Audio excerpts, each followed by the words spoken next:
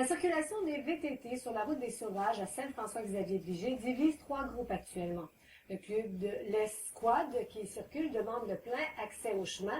La municipalité tarde à donner son aval et un groupe de citoyens s'oppose à la circulation de ce type de véhicule. David, vous avez été constater la configuration de la route où la vitesse n'aurait aucun sens. Oui, effectivement, Nancy, impossible pour tout véhicule d'y circuler à plus de 30 km/h si l'on désire demeurer sécuritaire, bien sûr. Au-delà de cette vitesse, sur la route des Sauvages, on pourrait facilement se faire surprendre par un autre véhicule. Le groupe de citoyens dirigé par Roger Plante s'oppose à la circulation de VTT. Ces personnes estiment que la présence de véhicules tout-terrain est dangereuse. Mais dans les faits, n'importe quel véhicule roulant à haute vitesse est dangereux. Voici notre compte-rendu.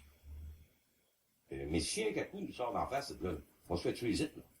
Roger Plante et son groupe s'indignent du fait qu'il y ait tolérance au niveau du passage de VTT du club L'Escouade dans la route des Sauvages. Il est vrai que certains conducteurs peuvent être imprudents, mais le réel problème se situe beaucoup plus au niveau de la vitesse, quel qu'en soit le véhicule qui emprunte cette route. Si vous avez remarqué, vous avez beaucoup de points morts. C'est qu'à un moment donné, on ne voit plus la route. Fait que, puis là, je roule, OK, à même pas à 10 km/h. Puis là, on veut pas, là, quelqu'un là, qui arrive ici à haute vitesse, là, il se fait ramasser, ça n'a pas de bon sens.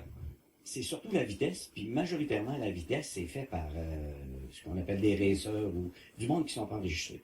Souvent, ce qu'on sait, ce qui nous est rapporté, c'est du monde qui ont pas de chapeau, qui ont même pas de plaque, puis qui roulent, puis ça roule à la planche. Et en réalité, il n'y a pas de vitesse vertigineuse qui se promène dans ce coin-là. C'est impossible. Vous allez pouvoir le constater quand vous allez avoir visité les lieux. Tu peux pas rouler. C'est impossible, là. Un autre point de discorde dans ce dossier est le droit de passage. Un manque de communication existe quant à la légalité d'emprunter cette route avec un VTT. Présentement, nous sommes en attente d'un règlement. On sait qu'on a une résolution qui nous permet de passer en attendant. On attend vraiment ce que les autorités vont nous demander là, de faire, soit de plus passer ou de continuer à passer. Est-ce que, légalement, les 4 roues ont le droit de passer dans la route des Sauvages? À l'heure actuelle, non, parce que le règlement n'est pas adopté encore. C'est le règlement qui va officialiser le tout. Mais c'est pas passé, puis ça va prendre, on va dire un minimum un mois là, avant que ça se régularise. Un policier venait se stationner en plein milieu, puis qui attrapait un véhicule, il y aurait moyen de vous donner un droit de pas. Exactement, c'est certain.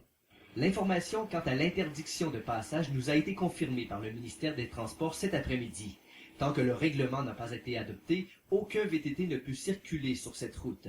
Il demeure que la municipalité est en voie de l'autoriser puisque le conseil municipal appuie la démarche du club. Roger Plante continuera pour sa part sa croisade.